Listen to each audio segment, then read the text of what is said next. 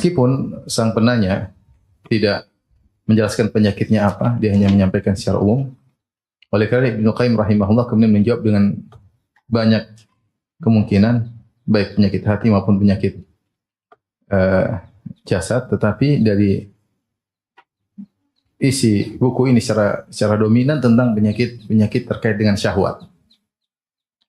Ya, maka beliau sebut tentang bahaya zina, sampai juga bahaya liwat, bahaya kecanduan melihat yang haram, terus kerinduan yang tidak boleh. Sampai beliau sebutkan bab tentang kerinduan yang boleh, kerinduan terhadap suami atau kerinduan terhadap istri, ya.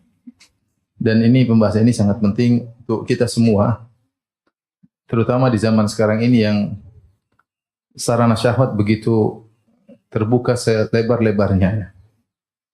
Gambar-gambar wanita yang tidak berbusana, yang ditampakkan secara terang-terangan, yang memfitnah, belum lagi kalau seorang masuk dalam dunia maya, kemudian dia melihat tayangan-tayangan perkara-perkara zina dan yang lainnya, bahkan zina dengan berbagai macam modelnya, ya, dengan liwat, dengan homoseksual, dengan berbagai macam model perzinahan yang rusak yang tersebar di negara barat atau negara-negara orang kafir, maka bisa diakses lewat internet, ya. Kalau dahulu sulit, sekarang semakin mudah dan semakin terbuka, ya. Oleh karenanya dampaknya sudah kelihatan betapa banyak orang-orang yang kemudian ketika berzina menyoteng diri mereka kemudian tersebar, dan seperti itu terjadi. Kita banyak dengar berita. Oleh karenanya masa ini penting bagi kita semua, ya. Dan di antara perkataan para ulama yang jelas tentang pentingnya buku ini seperti perkataan Ibnu Al-Wazir dalam kitabnya Al-Awasim wal Qawasim, yang dia ulama Yamani, ulama abad ke-8 Hijriyah.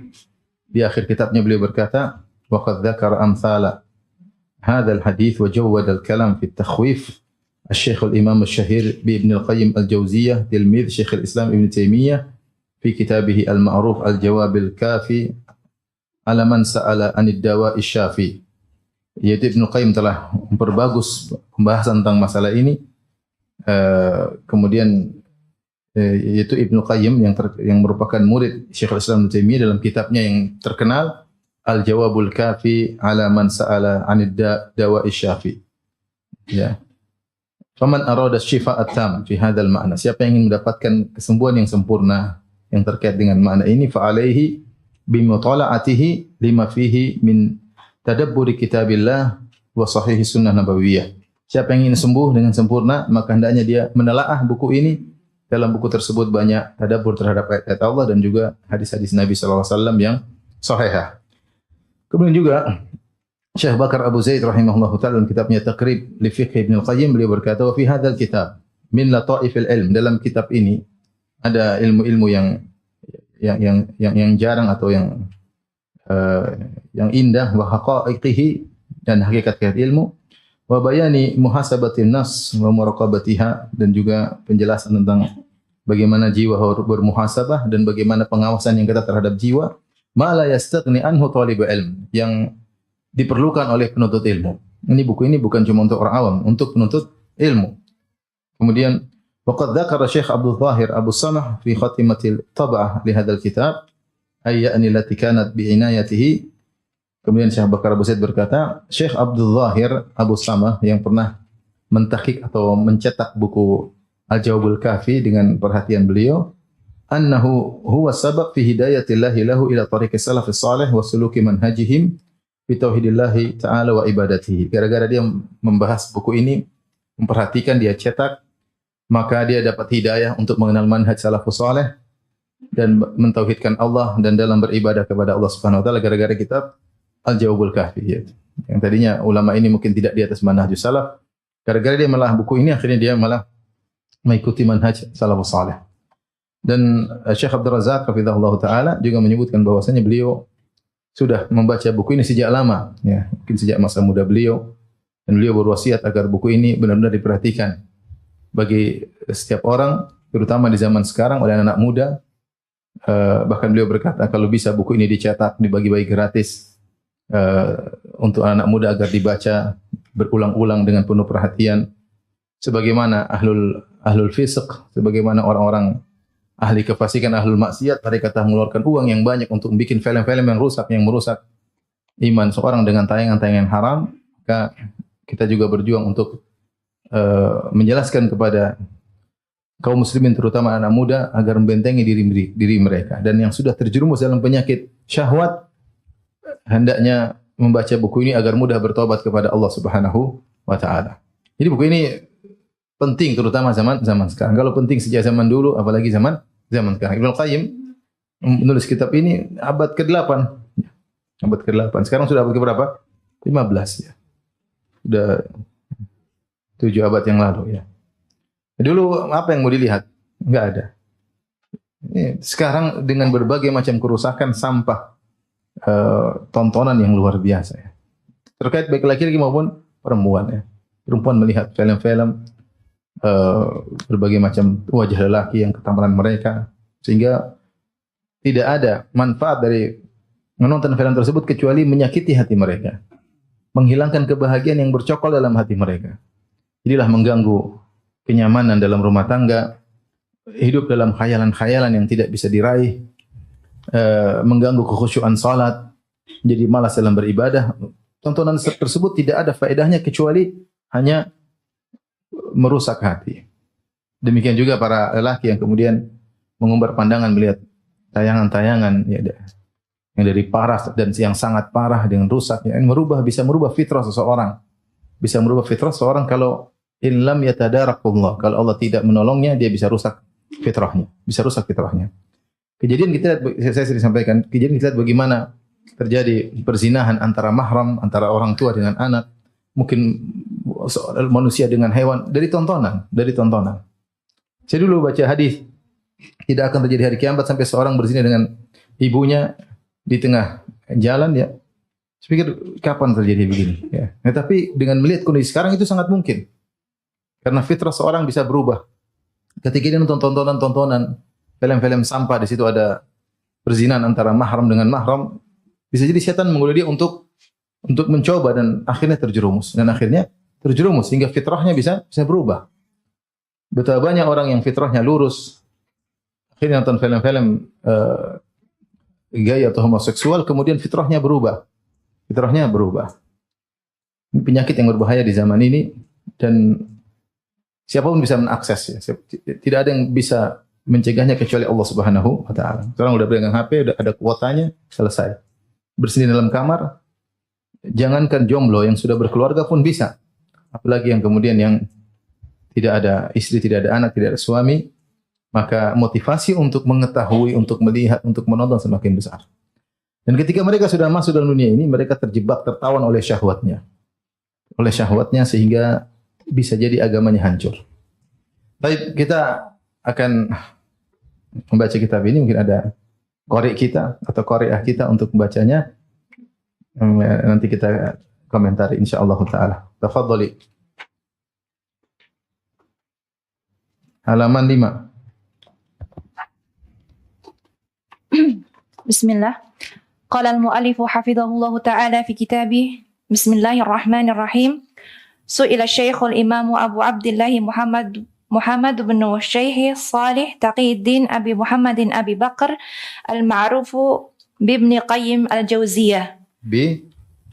Bibni Qayyim kalau Ibnul Qayyim atau Ibni Qayyimil.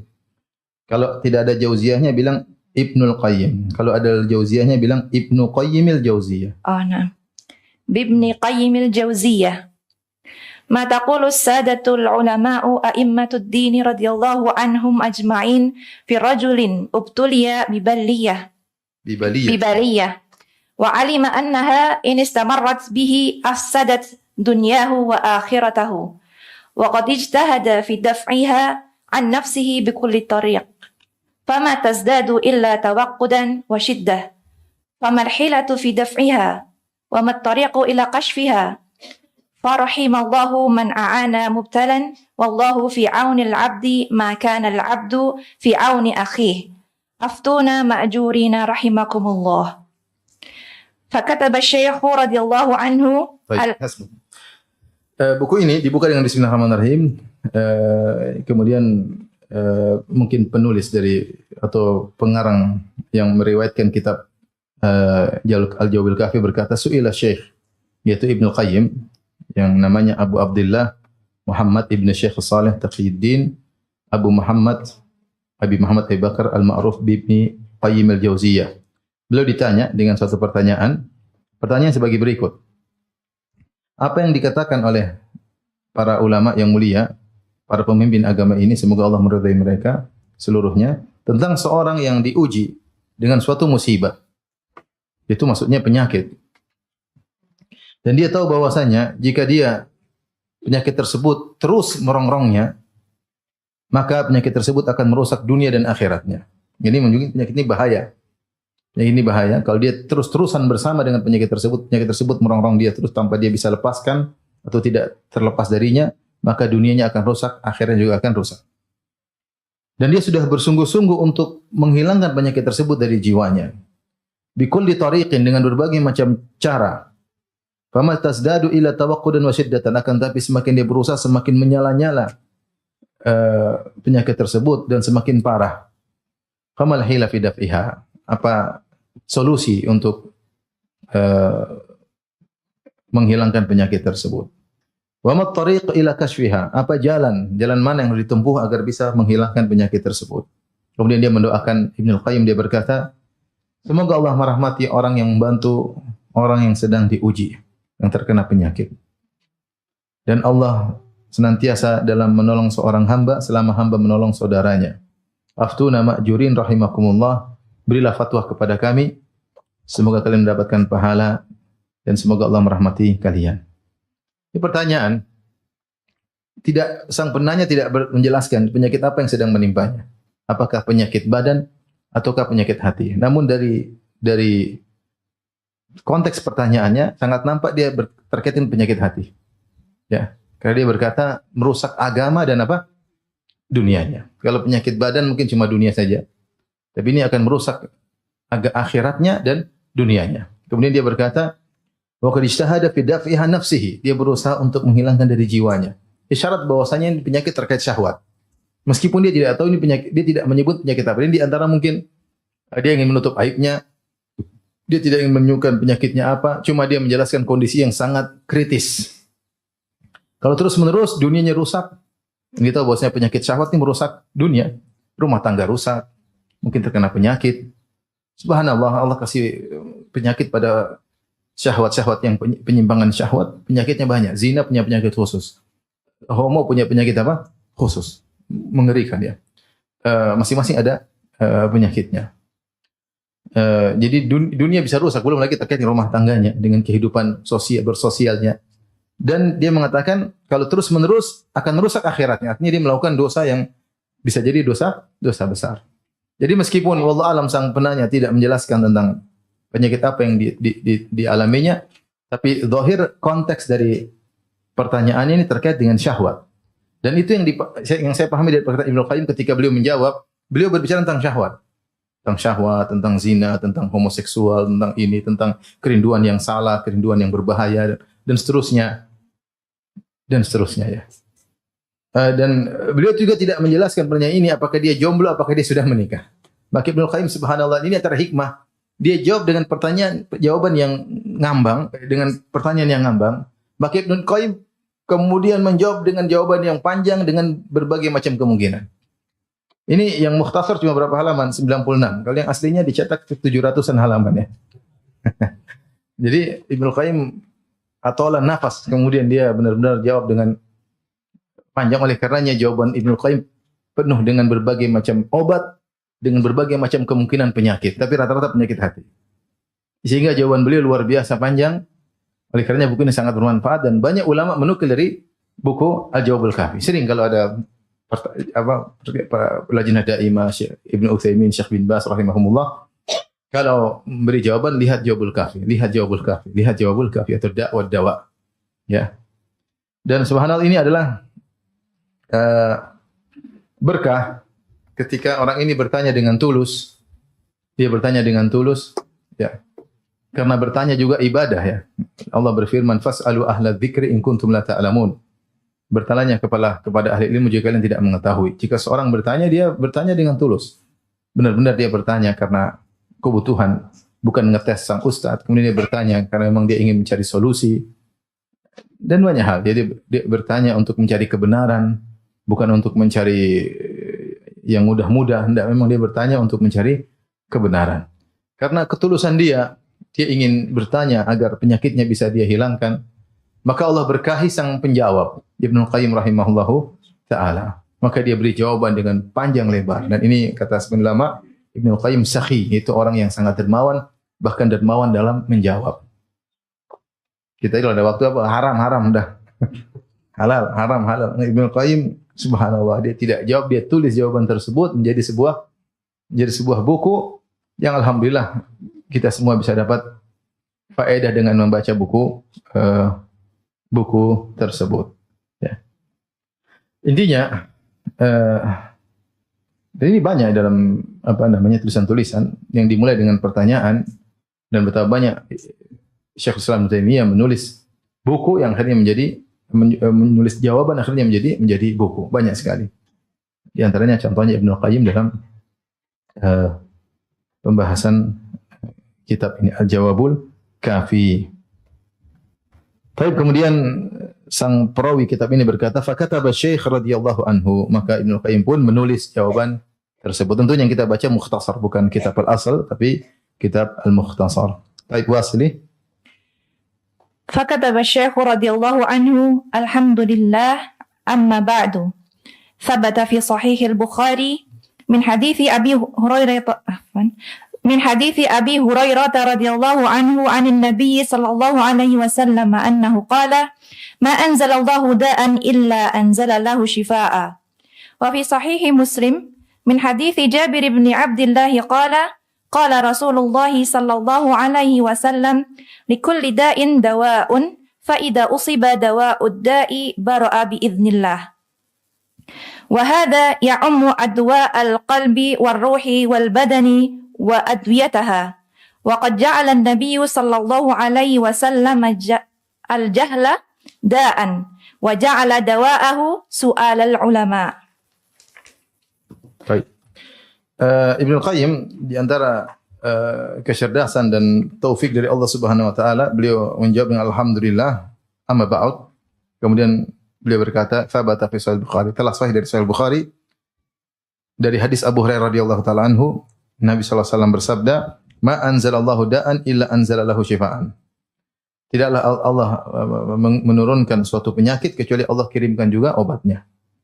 Ya, kecuali artinya untuk membuka wawasan bahwasanya penyakit itu ada obatnya. Yang tahu, yang tidak tahu tidak tahu.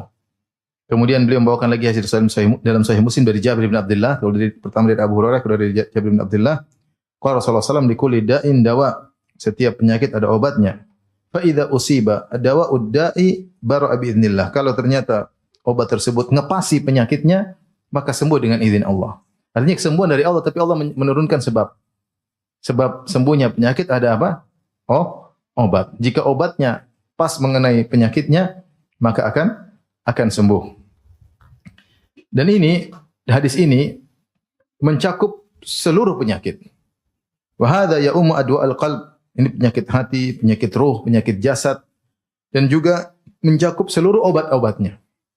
Jadi penyakit apapun, penyakit hati, penyakit badan, penyakit jiwa, Allah turunkan ada obatnya juga, Bahkan dalam hadis Rasulullah SAW menjadikan kebodohan sebagai suatu penyakit, dan bertanya kepada ulama adalah obatnya. Artinya kata penyakit itu umum.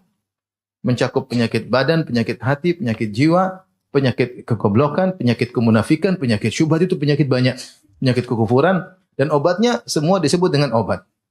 Contohnya dalam hadis ketika ada sebagian sahabat yang kemudian bersafar, kemudian salah seorang dari mereka terluka, kemudian dia di tengah safar dia junub, kemudian dia tanya kepada teman-temannya, "Apa kalian mendapati bagiku rukhsah? Aku ingin tayamum." Kata mereka, "Enggak, bagaimana kau tayamum sementara ada air?" Akhirnya yang bertanya tersebut mandi junub. Ketika mandi junub meninggal dunia. Akhirnya dilaporkanlah kepada Nabi SAW. Nabi pun marah. Kata Nabi SAW, qatalahumullah. Mereka telah membunuhnya. Semoga Allah menghabisi mereka. Amma sa'alu idza lam ya'lamu. Kenapa mereka tidak bertanya kalau tidak tahu? Jangan sok tahu.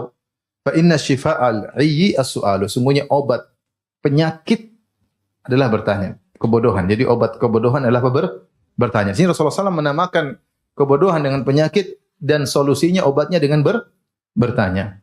Seperti dalam Al-Quran Allah mengatakan fi qulubihim marad fazadahumullahu marad. Allah menamakan orang-orang munafik punya penyakit hati, penyakit apa? Keraguan terhadap Islam, terhadap iman. Jadi penyakit itu banyak dan obatnya banyak. Ini mukaddimah dari Ibnu Qayyim untuk menenangkan hati yang bertanya. Bahwasanya apapun penyakitmu, meskipun kau tidak sebutkan padaku, penyakit badan, penyakit hati, penyakit syahwat, ada obatnya. Ada obatnya. Tinggal kita cari apa? Obatnya. Sehingga seorang tidak putus asa. Karena betapa banyak orang ketika penyakit secara medis ini enggak ada obatnya, ternyata bisa sembuh. Buktinya bisa sembuh dengan berdoa kek, dengan apa kek, dengan sebab yang ringan tahu-tahu sembuh ya. Betapa sering kita dapati dokter memvonis secara medis, dia tidak mendahului Allah secara medis ini hanya umur sekian bulan. Tahu-tahu bisa sembuh. Secara medis ini enggak mungkin punya anak, ternyata punya anak. Artinya banyak hal ya, artinya sudah divonis secara ilmu medis tidak ada obatnya, ternyata bisa. Itu baru penyakit badan. Ya. Apalagi penyakit jiwa, kemungkinan sembuh semakin besar ya. Kemungkinan sembuh semakin besar ya. Karena kita memang kadang kalau lihat seorang sudah kena penyakit yang kayaknya enggak mungkin sembuh. Saya dengar ada orang misalnya terkena penyakit homoseksual, pikiran saya enggak bakalan sembuh. Pikiran kita seperti itu. Karena secara medis memang sangat sulit. Kecanduannya lebih dahsyat daripada narkoba. Narkoba saja susah sembuhnya. Apalagi yang terkena penyakit seperti itu, kelainan syahwat. Orang kecanduan misalnya nonton film yang enggak bisa sembuh. Syahwat. Dia dari masa muda suka nonton enggak, ketika berkeluarga juga masih melanjutkan dan seterusnya. Entah sampai dia mati baru dia berhenti. Kelihatannya enggak bisa. Itu semua penyakit syahwat, penyakit hati. Tapi kita tidak bisa bilang tidak bisa, mungkin. Kalau dia bersungguh-sungguh, dia berusaha, mungkin Allah kembalikan dia kepada normalnya, kepada fitrahnya, mungkin. Ya. Tinggal dia berjuang dan berusaha, dan dia mau sembuh atau tidak. Ini orang yang bertanya kepada Ibnu Qayyim, dia bilang, saya ingin sembuh tapi nggak bisa, saya sudah coba semakin parah. Semakin menyala-nyala, semakin parah. Tapi dia ingin sembuh, dia sadar, karena kalau dia terus-terusan terkena penyakit ini, penghujungnya adalah rusak dunianya dan rusak akhiratnya. Yang jadi masalah, orang nggak mau sembuh, itu jadi masalah. Dia menikmati penyakit tersebut, dan dia tahu akan merusak dirinya, tapi dia tidak mau sembuh. Ini jadi masalah ya. Sehingga terkadang mereka sudah terkena penyakit, datang ke dokter, dinasihati, dia tidak, udah, saya pengen obatnya saja, dia tidak ada rasa menyesal, tidak ada menangis karena teguran dari Allah, nggak ada, hatinya sudah mati. Jadi dia tidak mau, memang tidak cari kesembuhan penyakitnya, tapi dia ingin cari kesembuhan fisiknya agar dia bisa melanjutkan maksiatnya. Nah, seperti ini susah. Dia sendiri tidak berniat untuk sembuh. Orang kena berzina terus kemudian terkena penyakit spilis. Apa yang dia, bukan bagaimana dia berzina di zina, enggak, dia ingin sembuh spilisnya biar dia bisa berzina lagi. Dia tidak merasa ini penyakit teguran dari Allah, enggak. Terus seperti ini memang susah. Karena tidak ada dari hatinya ingin kesembuhan. Dia masih menikmati maksiat tersebut. Oleh karenanya Ibnu Qayyim menjelaskan bahwasanya penyakit bisa sembuh insyaallah biiznillah. Kalau obatnya ngepasi penyakitnya bisa sembuh. Penyakit badan demikian bisa sembuh. Penyakit jiwa juga bisa apa? Sembuh. Penyakit jiwa juga bisa sembuh. Baik, lanjut. Wa qad akhbara subhanahu 'anil Qur'ani annahu shifa'. Wa qala ta'ala walau ja'alnahu Qur'anan a'jamiyan laqalu laula fussilat ayatuhu a'jamiyun wa arabiyyun qul huwa lil ladzina amanu hudan wa shifa'. Suratu Fussilat ayatu 44. Wa qala wa nunazzilu minal Qur'ani ma huwa shifaa'un wa rahmatun lil mu'minin. Suratul Isra ayatu 82. Wa min ha huna li bayanil jinsi la lit tab'id Wa innal Qur'ana kullahu shifa' kama qala fil ayatil mutaqaddimah. Fahuwa shifa'un lil qulubi min da'il jahli wasyakki warraib. Falam yunazzilillahu subhanahu wa ta'ala minas sama'i shifa'un qattu a'amma wala anfa'a wala a'zama wala Syifa'an mansub. Falam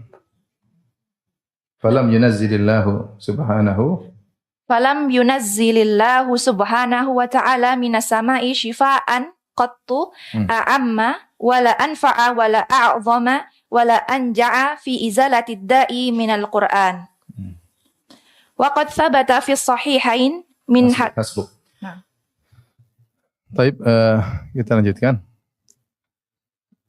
Kemudian Ibnu Qayyim rahimahullahu taala menyampaikan tentang di antara obat yang paling utama adalah Al-Qur'an, ya. Obat yang paling utama namun sering dilupakan oleh orang-orang yang terkena penyakit. Beliau berkata, Allah Subhanahu wa taala telah mengabarkan bahwasanya Al-Qur'an adalah obat. Maka Allah berfirman, ya, di akhir ayat, "Qul huwa lil ladzina amanu hudan wa shifa." Ya. Katakanlah bahwasanya Al-Qur'an itu adalah untuk orang-orang yang beriman sebagai petunjuk dan sebagai obat. Sini perhatikan, Al-Qur'an itu adalah petunjuk dan obat bagi orang-orang yang beriman. Wa qala, kemudian Allah berfirman, taib, kita lanjutkan. Alhamdulillah penyakitnya sudah sembuh. Kalau kambuh lagi ya harus diobati lagi. Niatnya kurang tulus. Baik, kita lanjutkan. Saya ulangi lagi. Bahwasanya Allah telah mengabarkan Al-Quran adalah obat. Ini obat yang paling utama yang pertama kali disebut oleh Ibnu Qayyim rahimahullah ta'ala. Dia obat yang sangat manjur, namun banyak orang melalaikan diri dari obat tersebut. Langsung bersandar kepada obat-obat berupa materi, lupa bahwasanya Al-Quran adalah obat. Penyakit apapun. Karena dia umum, penyakit apapun, penyakit keluarga, penyakit fisik, penyakit jiwa, ini Al-Quran. Karena banyak orang yang ketika jauh dari Al-Quran banyak terkena penyakit. Baik, Allah mengatakan, "Qul huwa lil ladzina amanu hudan wa shifa." Katakanlah bahwasanya Al-Quran itu bagi orang yang beriman petunjuk dan syifa. Di sini umum. Allah mengatakan Al-Quran secara totalitas. Al-Quran itu semuanya adalah syifa, hudan wa shifa. Petunjuk, setiap ayat adalah huda dan setiap ayat adalah syifa. Setiap ayat dalam Al-Quran adalah huda dan setiap ayat dalam Al-Quran adalah syifa. Surat Fussilat. Wa qala wa nunazzilu minal Qur'ani ma huwa syifaa'u wa rahmatul lil mu'minin. Dan kami turunkan dari Al-Quran apa yang merupakan obat dan rahmat bagi kaum mukminin. Di sini min wa nunazzilu min. Min di sini bukan min tab'idiyah tetapi min al-bayaniyah, di bayan jins. Apa bedanya? Min tab'idiyah itu kalau kita tafsirkan dengan parsial. Seperti saya mengatakan Muhammad dari sekolah SMP Jamilur Rahman. Maksudnya di sekolah SMP itu banyak anak-anak selain siapa? Muhammad. Jadi Muhammad salah satu orang murid dari murid apa? Jamilur Rahman misalnya. Tapi kalau saya bilang jenis, misalnya saya bilang ini cincin dari emas. Cincin bukan bagian dari emas, tapi cincin terbuat dari apa? Emas. Itu namanya libail jins untuk menjelaskan jenis. Maka Allah mengatakan nazilu minal Qur'an, maksudnya kami turunkan Al-Quran itu sendiri ya sebagai obat. Bukan sebagian Al-Quran adalah obat yang bisa dipahami mafhumnya, sebagian Al-Quran bukan obat. Itu salah paham. Makanya min di sini bukan min tab'idiyah, bukan min untuk parsial, tapi min untuk menjelaskan jenis Al-Quran itu semuanya apa? Obat. Kami turunkan Al-Quran yang merupakan obat. Kalau kita artikan secara bahasa Indonesia, kami turunkan Al-Quran ma huwa syifa, yang Al-Quran itu adalah apa? Obat dan rahmat bagi kaum mukminin. Karena kalau kita mengatakan sebagian, tidak mungkin karena kelazimannya ada sebagian ayat rahmat, sebagian ayat bukan apa? Rahmat. Karena Allah gandengkan di sini, perhatikan. Wa nazzila minal Qur'ani ma huwa syifaa'un wa rahmatun. Kalau kita artikan bagian, kami turunkan dari sebagian Al-Quran yang merupakan obat dan sebagian juga merupakan apa? Rahmat. Seakan-akan ada ayat yang bukan rahmat. Oleh karenanya terjemahan yang benar, kami turunkan Al-Quran yang merupakan obat dan apa? Rahmat. Seluruh ayat adalah obat dan rahmat. Ya, seluruh ayat adalah obat dan rahmat. Bukan parsial tapi seluruhnya. Baik. Kemudian syifa' lil qulub min da'il jahal wa syaqq war raib, ya.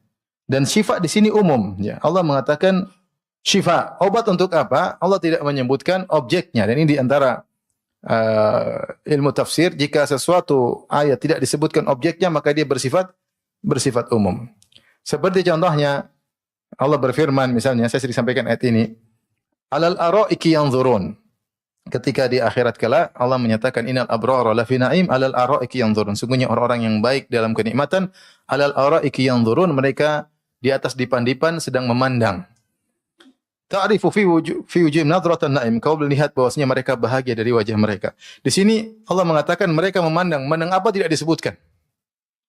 Tidak disebutkan sehingga ditafsirkan oleh para ulama ini umum mencakup seluruh yang mereka pandang. Semua yang mereka pandang di surga mendatangkan kebahagiaan. Ya. Wa idza ra'aita thamma ra'aita na'iman wa mulkan kabira. Kalau engkau melihat di sana, kau lihat kenikmatan. Seluruh yang kau lihat kenikmatan, enggak ada nikmat.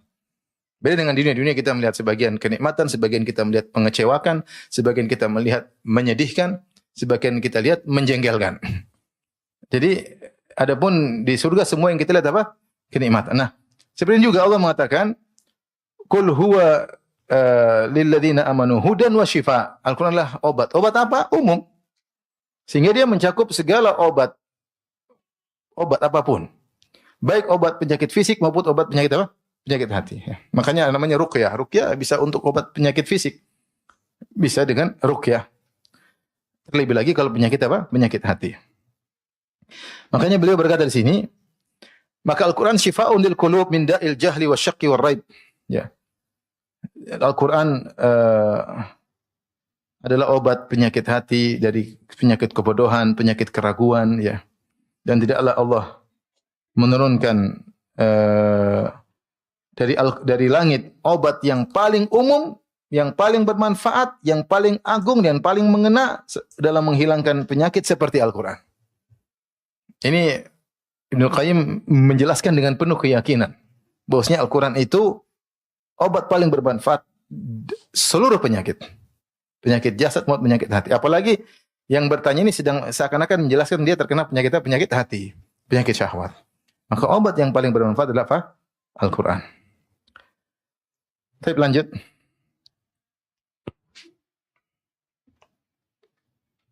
Waqad thabata fi sahihaini min hadithi Abi Sa'idin qala intalaqa nafarun min ashabin nabiyyi sallallahu alaihi wasallam fi safaratin safaruha hatta nazalu ala hayyin min ahya'il arabi fastadafuhum fa'abaw ay yudayyifuhum faludgha sayyidu dhalikal hayy fasa'u lahu bikulli shay'in la yanfa'uhu shay' faqala ba'duhum law ataitum ha'ula'ir rahtal ladzina nazalu ala hayyina la'allahu an yakuna 'inda ba'dihim syai'. Fa'atawhum faqalu ya ayyuhar rahtu inna sayyidana ludigha fasa'ayna lahu bikulli syai'in la yanfa'uhu syai'. Fahal 'inda ahadin minkum min syai'? Faqala ba'duhum na'am wallahi inni la'arqi walakin wallahi laqad istadafnakum falam tudayyifuna fama ana biraqin hatta taj'alu li ju'lan fasalahuhum ala qati'in minal ghanam fantalaqa yadfilu alaihi wa yaqra'u alhamdulillahi rabbil alamin faka'annama nashita min iqal fantalaqa yamshi wa ma bihi qalbah wa ma bihi qalbah fa'awfuhum ju'lahum alladhi salahuhum alaih faqala ba'duhum yaktasimu faqala alladhi raqa la naf'alu hatta na'tiya an-nabiyya sallallahu alaihi wasallam fanadhkura lahu alladhi kana fananzura ulang tadi fantalaqa yamshi wa ma bihi qalabah ya fa'awfu apa fauhum fa'awfauhum. Nah. Fa'awfauhum ju'lahumul ladzi salahuhum alaih. Faqala ba'duhum iqtasimu faqala alladzi raqa la naf'alu hatta na'tiya an-nabiyya sallallahu alaihi wasallam فنذكر له الذي كان فننظر بما يأمرنا. فقدموا على رسول الله صلى الله عليه وسلم فذكروا له ذلك فقال وما يدريك أنها رقية ثم قال قد أصبتم اقتسموا واضربوا لي معكم سهما. Terus. فقد أثر هذا الدواء في هذا الداء وأزاله حتى كأن لم يكن وهو أسهل دواء وأيسره ولو أحسن العبد التداوي بالفاتحة لرأى تأثيرا عجيبا في الشفاء. ومكثت بمكة مدة يعتريني أدواء ولا أجد طبيبا ولا دواء فكنت أعالج نفسي بالفاتحة فأرى لها تأثيرا عجيبا فكنت أصف ذلك لمن يشتكي ألما فكان كثير منهم يبرأ سريعا. Hasbuk. Kemudian Ibnul Qayyim berdalil akan hal ini bahwasanya Al-Qur'an adalah obat segalanya. Kalau obat jiwa semua orang mungkin paham. Namanya Al-Qur'an dibaca membersihkan jiwa. Tapi dia ingin berdalil jangankan penyakit jiwa, bahkan penyakit fisik pun bisa sembuh dengan Al-Qur'an. Artinya kalau penyakit fisik bisa sembuh, lebih utama penyakit apa? Jiwa. Karena jiwa yang orang langsung bilang Al-Qur'an obat, pikiran mereka pasti penyakit apa? Jiwa. Penyakit badan benar enggak? Nah, dia sebutkan dalilnya bahwasanya Al-Qur'an juga bisa merupakan obat dari penyakit badan. Telah valid atau telah sahih dalam Sahihain itu Sahih Bukhari Sahih Muslim dari hadis Abu Sa'id Al-Khudri radhiyallahu anhu, beliau berkata, sekelompok sahabat Nabi sallallahu alaihi wasallam berpergian dalam suatu safar sampai mereka singgah satu kampung dari kampung-kampung Arab. Maka mereka pun minta dijamu, dijamu. Kan itu hak bagi orang musafir kalau singgah suatu tempat punya hak untuk dijamu. Maka mereka minta jamuan, fa abau an yudhayyifuhum. Namun mereka ternyata orang kampung tersebut enggan menjamu para sahabat. Dan Allah mentakdirkan ternyata faludiqa sayyidu dzalikal hayy. Ternyata kepala kampung tersebut kena sengatan binatang berbisa, entah ular, entah kalajing, entah yang lainnya. Maka mereka berusaha dengan segala cara untuk menyembuhkan orang ini. Ini penyakit fisik atau penyakit hati? Penyakit fisik. Racun masuk dalam tubuhnya. Namun usaha mereka tidak ada yang berhasil sama sekali. Akhirnya di antara mereka ada yang kasih ide, bagaimana kalau kalian mendatangi sekelompok orang yang singgah di kampung kita itu? Bisa jadi di antara mereka, di sisi sebagian mereka ada obat. Maka orang-orang kampung tersebut mendatangi para sahabat. Kemudian mereka berkata, ya ayyuhar rahtu, hai sekelompok orang, sungguhnya pimpinan kami, kepala kampung kami terkena sengatan binatang berbisa. Dan kami sudah berusaha dengan segala cara namun tidak bermanfaat. Fahal inda ahadim minkum min syai', apakah ada sesuatu yang bisa diberikan kepada di antara salah seorang kalian yang bisa diberikan kepada pemimpin kami? Maka sebagian sahabat berkata, "Na'am, ada. Wallahi inni la arqi." Demi Allah aku adalah tukang ruqyah. Aku suka meruqyah. Ini menjelaskan bahwasanya semua sahabat orang alim atau tidak? Insyaallah ini orang alim semua. Mereka ngerti, tapi tidak semuanya ahli apa? Ruqyah. Ruqyah mauhibah, terkadang ada orang diberikan apa? Keahlian untuk meruqyah meskipun dia tidak lebih alim daripada yang lainnya. Seperti Abu Bakar As-Siddiq tidak terkenal dengan ahli ruqyah. Ini sahabat mungkin jauh di bawah Abu Bakar As-Siddiq tapi dia terkenal sebagai apa? Ahli ruqyah. Allah berikan kelebihan kepada dia sehingga dia mengatakan wallahi inni la arqi. Padahal mereka berkelompok, tidak semua mengatakan kami semua bisa ruqyah, enggak. Tapi salah satu di antara mereka mengatakan inni la arqi, aku benar-benar bisa meruqyah. Akan tetapi demi Allah, kami sudah minta jamuan dari kalian, kalian tidak mau jamu kami. Kalau gitu aku tidak akan meruqyah sampai kalian kasih aku upah. Sampai aku upah. Akhirnya mereka diskusi fasalahuhum, akhirnya mereka sepakat untuk dikasih sekumpulan kambing. Beberapa ekor sekumpulan ekor kambing. Kemudian dia pun datang kepada kepala kampung yang sakit tersebut. Kemudian dia itu sedikit meludah kepadanya dan baca alhamdulillahirabbil alamin. Itu surat Al-Fatihah. Fa ka'anna manasyita min iqal. Kemudian dia sembuh seakan baru lepas dari ikatan. Kemudian dia pun fantalaqa yamshi wa ma bihi qalabah. Kemudian dia berdiri, dia berjalan, tadinya mungkin enggak bisa bergerak, tahu-tahu berdiri berjalan tidak ada, seakan-akan tidak pernah ada penyakit sebelumnya. Dan ternyata mereka apa namanya, menunaikan janji mereka, akhirnya mereka memberikan sekelompok ekor kambing kepada para sahabat. Setelah dapat kambing, para sahabat ngobrol di antara mereka, ayo kita bagi-bagi. Kita bagi-bagi. Maka yang meruqyah berkata, la naf'al, kita tidak akan bagi-bagi sampai kita datang kepada Nabi dan kita ceritakan apa yang terjadi. Kita lihat apa perintah Nabi kepada kita. Ini masalahnya baca Al-Fatihah dapat apa? Kambing. Jadi para sahabat ragu, mereka tidak asal bagi. Jangan dulu, tanya dulu, ini benar enggak ini? Ya. Tadi minta kambing karena menjengkelkan, mereka tidak mau kasih makan siang, ya sudah, mending kasih kambing. Akhirnya mereka pun mendatangi Rasulullah SAW dan mereka ceritakan kepada Nabi.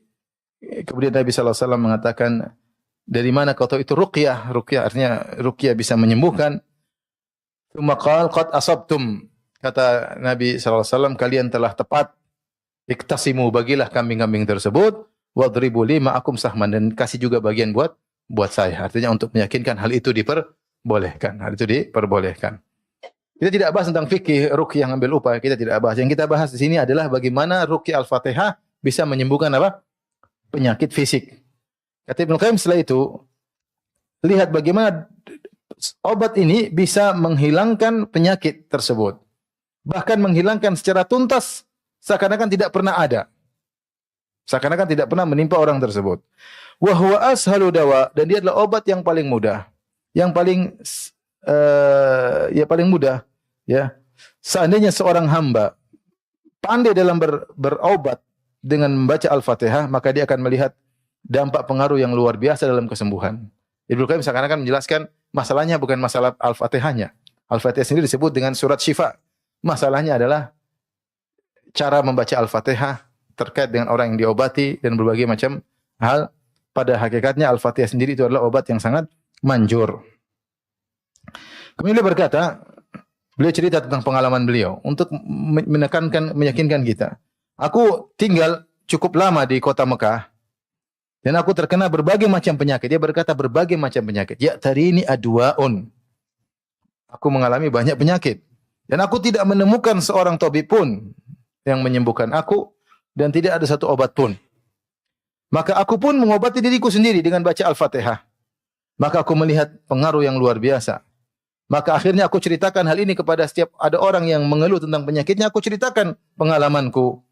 Maka fakana katsirun minhum yabra' sari'an. Maka banyak di antara mereka yang mengikuti saranku baca Al-Fatihah, banyak di antara mereka yang sembuhnya cepat. Sembuhnya cepat. Jadi ini masalah keyakinan bahwasanya Al-Fatihah adalah penyembuh penyakit dan sudah dipraktikkan oleh Ibnu Qayyim, dan Ibnu Qayyim mengatakan banyak orang yang sembuh dengan Al-Fatihah. Baik, lanjut.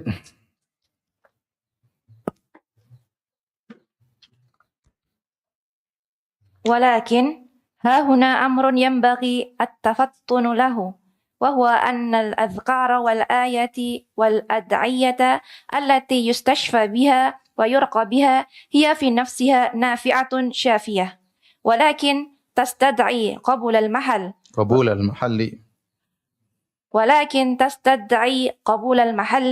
وقوة همة الفاعل وتأثيره فمتى تخلف الشفاء كان لضعف تأثير الفاعل أو لعدم قبول المحل المنفعل أو لمانع قوي فيه يمنع أن ينجع فيه الدواء. وقال أبو ذر يكفي من الدعاء مع البر ما يكفي الطعام من الملح. Ya. Namun di sini ada perkara yang harus kita cermati. Kita harus cerdas. Tafatun maksudnya cerdas, cermati. Bahwasanya zikir-zikir dan ayat-ayat dan doa-doa yang digunakan untuk berobat, untuk ruqyah, secara zatnya dia bermanfaat dan menyembuhkan. Tetapi butuh ada sifat-sifat lain mendukung hal tersebut, yaitu bahwasanya qabulul mahal, bahwasanya orang yang sakit bisa menerima hal tersebut. Ya, kalau orang yang sakit bisa menerima, maka ini mudah. Seperti tadi, ketika dia bilang saya bisa ruqyah, orang yang sakit percaya enggak? Percaya, makanya ketika dibaca dia terima. Itu butuh, maksudnya yang sakit butuh mudah menerima obat tersebut atau bacaan tersebut. Kemudian kuwat himmatil fa'il wa ta'thir. Kemudian yang membacanya, yang membaca zikir, membaca doa, ya, harus semangat ya dalam mengerjakannya ya. Kemudian juga kapan dan berusaha untuk berdampak, dia berusaha semangat untuk bisa dengan sebab ini bisa sembuh. Kapan tidak datang kesembuhan? Ini karena lemahnya pengaruh al-fa'il yang baca. Auli adami qabil mahallil fa'il, atau yang sakit tidak menerima. Cuma dua sebabnya, yang baca kurang kuat, kurang yakin, ragu-ragu, coba-coba. Yang menerima juga baca saja belum tentu sembuh, repot juga. Jadi kadang-kadang gara-gara dua itu. Bisa jadi ini lemah tapi ini kuat sekali bisa sembuh juga. Ya. Atau ini lemah tapi yang menerima sangat kuat, dia yakin dengan Allah juga bisa sembuh. Intinya ada faktor yang membaca dan faktor yang menerima. Kalau dua-duanya lemah enggak jadi. Ya. Aulimani an qawiyin fihi yamna'an yanja' fihi al-dawa. Atau ada halangan yang kita tidak tahu yang kuat yang mencegah hilangnya penyakit tersebut. Perhatikan, ini pembahasan terakhir. Perkataan Abu Dzar. Wa qala Abu Dzar radhiyallahu anhu berkata, "Yakfi min ad-du'a'i ma'al bir ma yakfi ta'am min al-milah." Cukup doa secukupnya, bermanfaat dengan kebaikan yang banyak, sebagaimana makanan hanya cukup sedikit garam. Maksudnya bagaimana? Maksudnya kalau ada orang baik, yang dia kemana-mana berbuat kebaikan, tidak berkata kecuali kebaikan, tidak menulis status kecuali kebaikan, tidak ketemu dengan tangga kecuali baik, dia tidur dalam kondisi baik, tidak bermaksiat, dia bangun dalam kondisi baik, kegiatan semua baik, sibuk ibadah dalam kebaikan.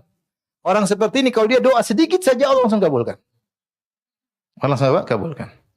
Dia tidak banyak doa, sibuk nolong ini, sibuk nolong sana, sibuk silaturahmi, sibuk dia tulis selalu beribadah, suatu saat dia bilang Allahumma hdini. Dia bicara doa seperti Allahumma hdini, Allah berilah petunjuk kepadaku. Doa sedikit Allah beri petunjuk pada dia, pada keluarganya, pada usahanya, pada pekerjaannya, Allah beri hidayah semuanya. Kenapa? Karena dia selalu apa? Baik. Ibarat makanan, enggak usah banyak-banyak garam enggak perlu, sedikit aja sudah cukup membuat makanan itu apa? Enak. Makanya para sahabat mungkin mereka tidak tidak diriwayatkan mereka mungkin begitu doa sedikit sudah selesai. Apa? Sudah selesai. Ini di luar zikir ya. Kalau zikir kita selalu berzikir. Ini maksudnya sekali kita berdoa ya Allah. Begini ya itu. Kalau orang selalu baik, kata Abu Dzar, ini fikihnya Abu Dzar. Abu Dzar adalah sahabat yang faqih ya. Kalau dia sering berbuat kebaikan, dia doa sedikit saja mudah dikabulkan. Maksudnya dia mengatakan ini untuk menguatkan tentang bahwasanya ruqyah itu di antara pengaruh yang kuat pembacanya. Itu juga penting ya. Oh dia insyaallah dia dikit-dikit doa selain faktor yang menerimanya. Baik, demikian saja ikhwan dan akhwat yang dirahmati Allah Subhanahu wa taala, karena waktu sudah habis dipotong dengan kerusakan tadi sedikit. Insyaallah kita lanjutkan pada kesempatan yang lain. Wallahu taala alam bisawab. Subhanakallah bihamdik asyhadu an la ilaha illa anta astaghfiruka wa atubu ilaik. Assalamualaikum warahmatullahi wabarakatuh.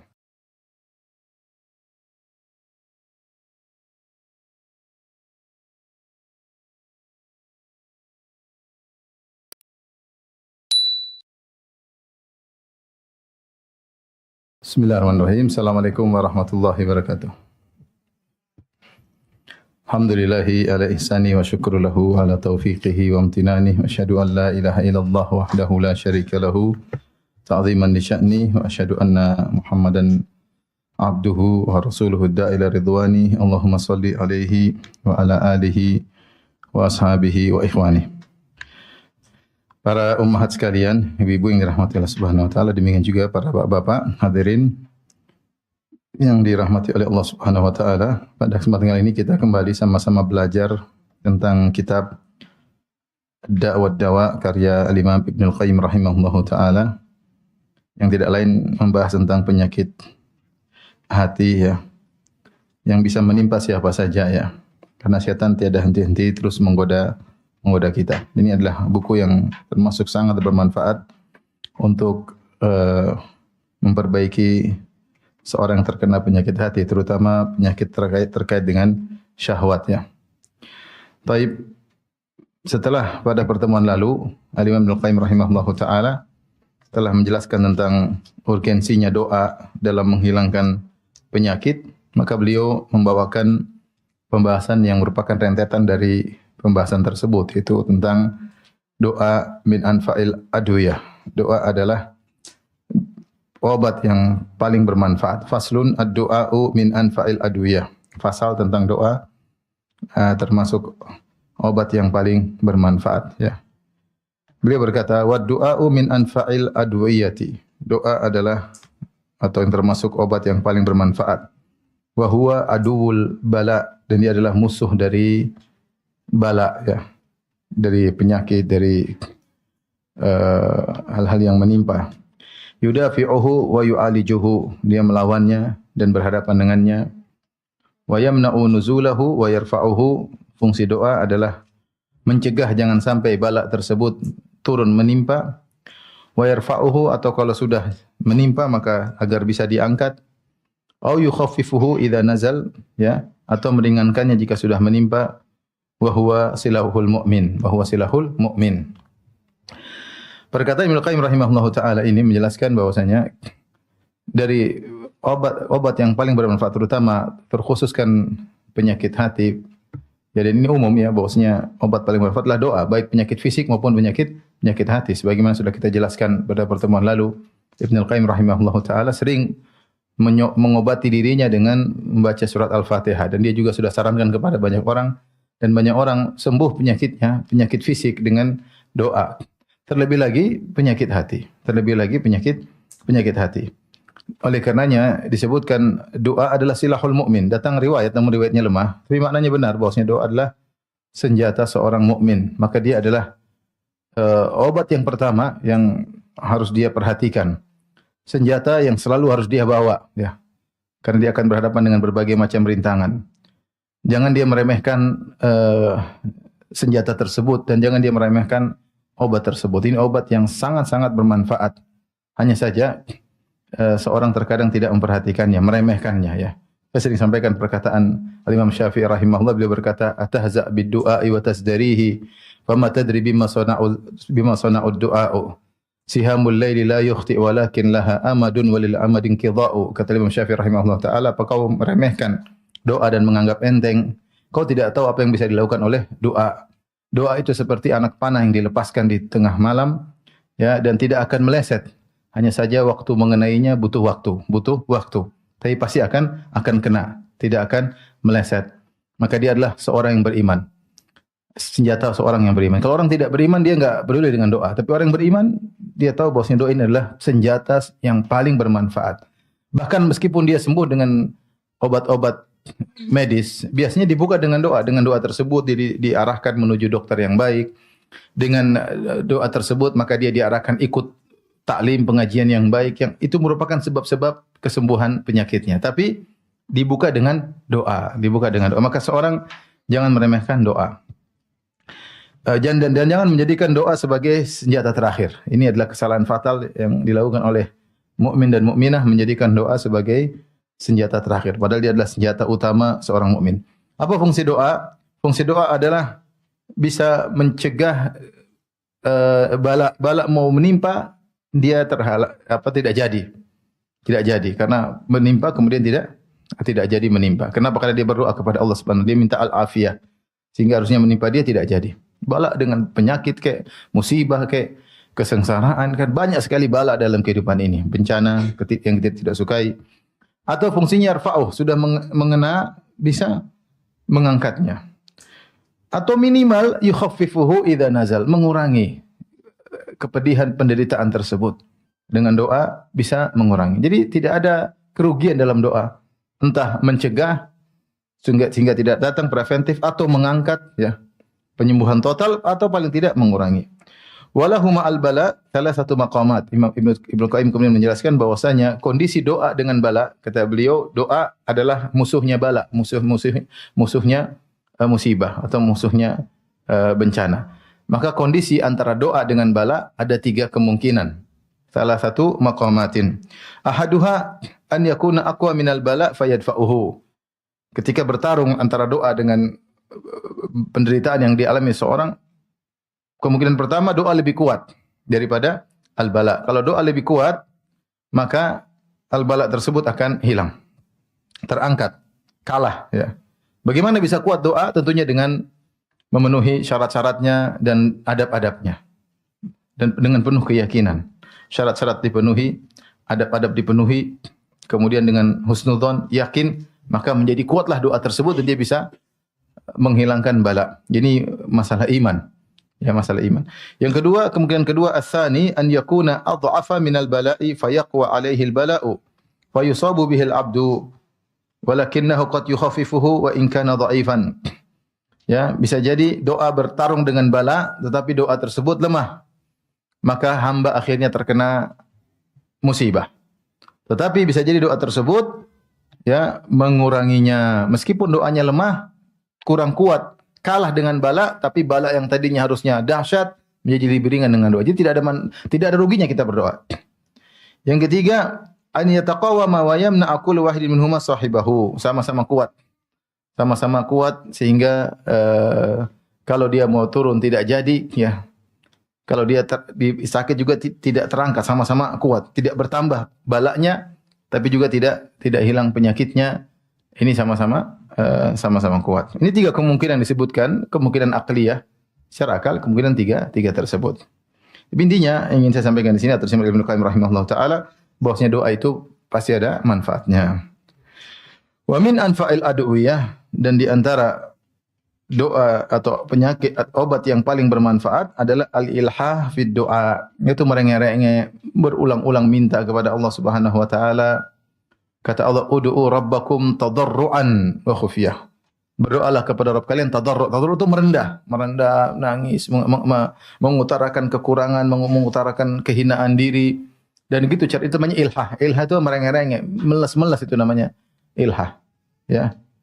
Dan itulah dilakukan oleh para anbiya seperti perkataan Nabi Zakaria, "Inni wahanal azmu minni washta'ala ar-ra'su syaiba wa lam akum bidu'aika rabbi syaqiyya wa inni khiftul mawaliya min wara'i wa kanat imra'ati aqira fa hab li min ladunka waliya."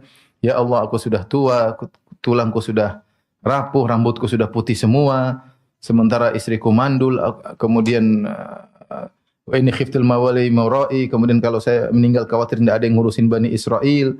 Dia utarakan seluruh kekurangannya, kerendahannya, melas-melas minta kepada Allah Subhanahu wa taala.